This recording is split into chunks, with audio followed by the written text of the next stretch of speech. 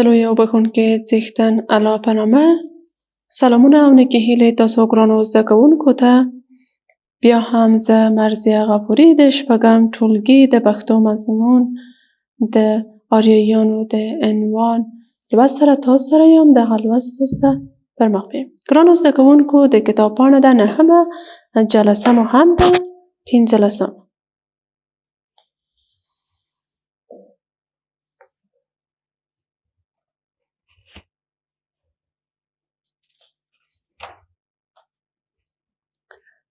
د بسم الله الرحمن الرحیم په ویلو سره د خپل لوست پیلو. ګرانو زده کوونکو لوستم آریایانو عنوان دی. په دې درسي ساعت کې موږ څه زده کوو؟ په دې درسي ساعت کې د دې لوست کومه ستونزمنې کلمې چې دي هغه تاسو ته معنا کوم، جملې کې تاسو وکاروئ.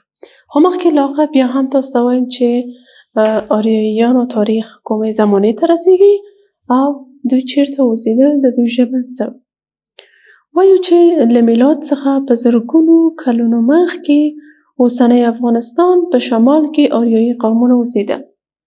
دوی خپل لرغونې ټاټوبي ته آریانویجه ویله چې د اصیلانو او شریفو معنا یې لوستله. یعنې د خپله دغه آریان کلمه معنا یې څه ده؟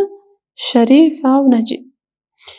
او دغه آریایان چې وو لومړی سر کې په یوه ژبه چې غږېدل هغه اریک ژبه نومیده چې د پښتو ژبې اصلي مورنۍ ژبه ده.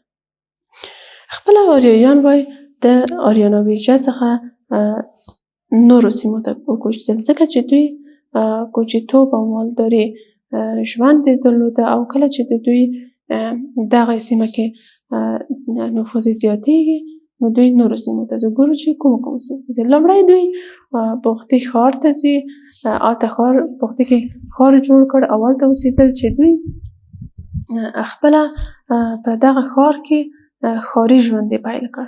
یعنې د لومړی وار چې دوی ښاري ژوند په دغه پختې ښار کې پیل کړ او د دوی پادشاه چې کوم و هغه یما نومیده.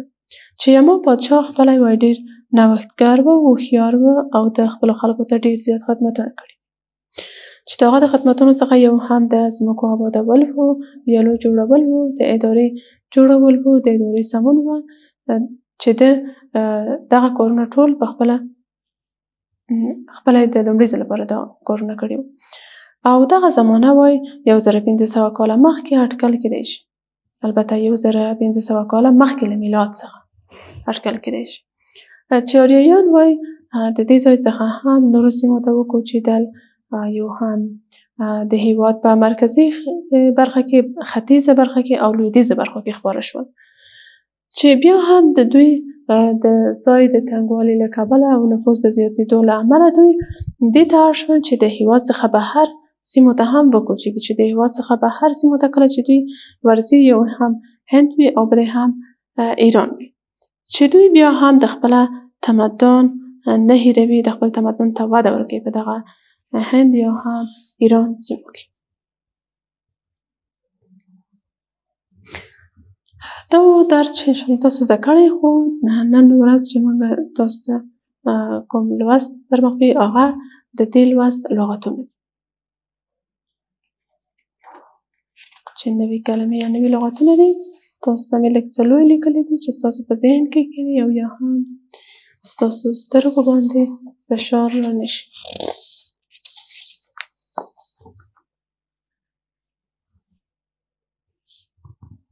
لومړی کلمه یا لغت چې دی ټاټوبی. ټاټوبی څه معنا؟ د اوسېدو ځای.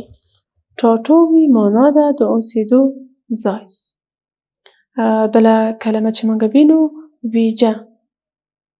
ویجه هم ټاټوبی د اوسېدو ځای. ټاټوبی د اوسېدو ځای، ویجه هم ټاټوبی یعنې د اوسېدو ځای. ټاکل. ټاکل تعینول. ټاکل تاسو ګورئ تعینول. زه دلته تاسو ته بیا هم لیکم. خیر، دا اول بلې ورقې لغتونه هم لولم بیا یې تاسو ته وایم. تعینول، ټاکل، تعینول. نوښتګر. نوښتګر کلمه څه معنا؟ مبتکر، لکه څنګه چې ما تاسو ته په لوست کې وویل نوښت یا نوښتګر، مبتکر. بختی اوسنی بلخ چې ام البلاد هم نومیده. بختی اوسنی بلخ ته وایي چې پخوا زمانو کې ام البلاد هم نومیده. پیړۍ قرن. پیړۍ څه معنا ګرانو زده کوونکو؟ پیړۍ معنا ده قرن. خو تاسو یوې خبرې ته ښه دقت وکړئ چې د کلمو په لیکلو کې پنډکو ته ځیر شئ، پنډکونه ورسره ولیکئ. پیړۍ، پیړۍ وګورئ معنی فرق کوي. پیړۍ جن ته وایي او پیړۍ هم قرن ته وایي. یعنې که چیرې موږ دغه کلمه سمه ونه لیکو نو موږ ترې سمه معنا اخیستی نه شو، معنی هم تغییر کېږي. پیړۍ قرن، پیړۍ جن. تاسو دلته لیکم پیړۍ، دا څه معنا؟ جن. جن هم وایي، پیړۍ هم وایي. دا پیړۍ قرن یعنې دغه د یو پنډک په لرې کولو سره د کلمې معنا هم تغییر کېږي. نو کله چې د کلمې معنا تغییر شي نو دا خو زموږ لیکنه بیا غلطېږي که زموږ منظور یو شی وي او لیکلی مو وي بل شی. پیړۍ قرن، پیړۍ جن. بیا هم تاسو ته وایم لومړی کلمه مو هم څه وه؟ لومړی کلمه مو چې ولوستله ټاټوبی د اوسېدلو ځای، ویجه ټاټوبی، ټاکل تعیینول، نوښتګر، مبتکر، بختی اوسنی بلخ چې ام البلاد هم نومیده او پیړۍ هم قرن. بیا هم وایم چې د پیړۍ لیکنې بڼه ښه دقت شئ. پیړۍ مه لیکئ، پیړۍ ولیکئ. پیړۍ قرن، پیړۍ جن. ګرانو زده کوونکو راځو د دې لوست فعالیتونو ته. دلته ګورو وایي د متن د لاندنیو برخو په هکله دې څرګندونې وکړئ. یعنې تاسو دغه لیکئ بیا د خپله څرګندونې پکې کوئ، په کتابچو کې مې لیکئ. راځو بلې برخې ته ګورو. وایي دا لاندې لغتونه دې په مناسبو جملو کې راوړي او په کتابچو کې دې ولیکئ. دغه لغتونه چې نوښتګر دی، خدمتونه دي، ریک او بختی، دغه څلور کلمې تاسو په خپلو کتابچو کې ولیکئ او دې ته جملې هم جوړې کړئ. بیا هم راځو د کتاب بل فعالیت ته چې دلته راغلی دی. وایي د جملو تش ځایونه دي د متن په لوستلو سره په مناسبو کلمو ډک او بیا دې ولیکئ. یعنې کومې جملې چې دلته دي دلته تش ځایونه پکې شته. ما لوست تاسو ته تشریح که، تشریح کې مې ولوسته، یو ځلې بیا یې تشریح کومه چې تاسو ښه دقیق شئ او خالي ځایونه کارولی شئ کلمې پکې. موږ وویلې چې آریاییان 1500 مخکې له میلاده اوسېدل یا ژوند یې کاوه، چې دوی د سیمه یعنې ټاټوبی چې وه آریانویجه نومیده. د آریانویجه څخه دوی بیا نورو سیمو ته ځي لکه بختی ښار ته ځي، هلته ښاري ژوند پیلوي او د دوی ژبه چې کوم هغه ریک ژبه وه دوی په همدې ژبه غږېدل. نو د پښتو ژبې مورنۍ ژبه هم همدغه چې دغه آریاییان وایي د دوی پاچا چې کوم وه هغه یما نومیده. یما یو نوښتګر پاچا و، ډېر خدمتونه یې خپل خلکو ته کړي. دوی د بختی ښار څخه مرکزي، لویدیځ او ختیځو سیمو ته ورځي او هلته ژوند کوي. خو بیا هم د دوی وایي دې ته اړتیا پیدا کوي چې دوی د هېواده بهر ولاړ شي. چې د هېواده بهر کومو سیمو ته چې ځي، یوې هم ایران سیمې دي او بلې هم هند، چې هند او ایران سیمو ته دوی ورځي او هلته ژوند کوي.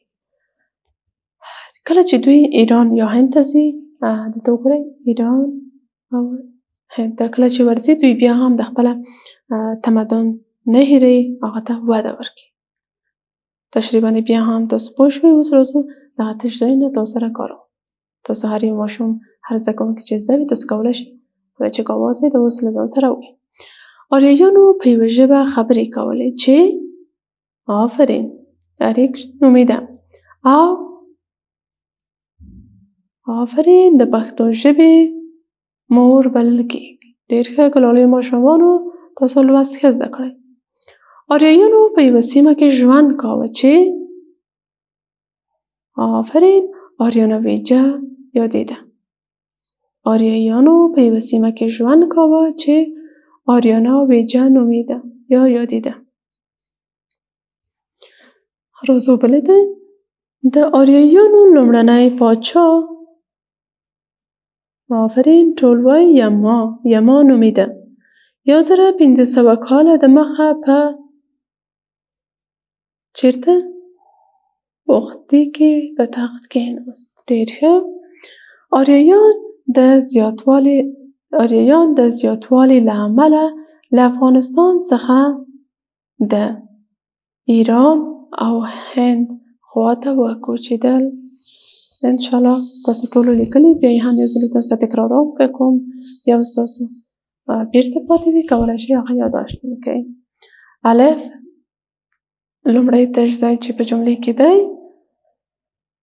آریایانو په یوه ژبه خبرې کولې چې اریک نومیده او د پښتو ژبې مور بلل کېږي. آریایان په یوه سیمه کې ژوند کاوه چې آریانا ویجه یادېدله. د آریایانو لومړنی پاچا یما نومیده.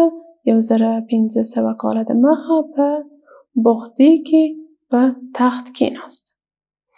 آریایان د زیاتوالي له امله له افغانستان څخه د ایران او هند خواته وکوچېدل. چې انشاءالله تاسو ټولو ګرانو زده کوونکو دغه تش ځایونه په خپلو کتابچو کې لیکلي دي. بیا وایم تاسو ګرانو ماشومانو ته چې دغه کومې کلمې چې ما تاسو ته ویلې چې په تش ځایونو کې ولیکئ. تاسو په کتاب کې په خودکار قلم مه لیکئ.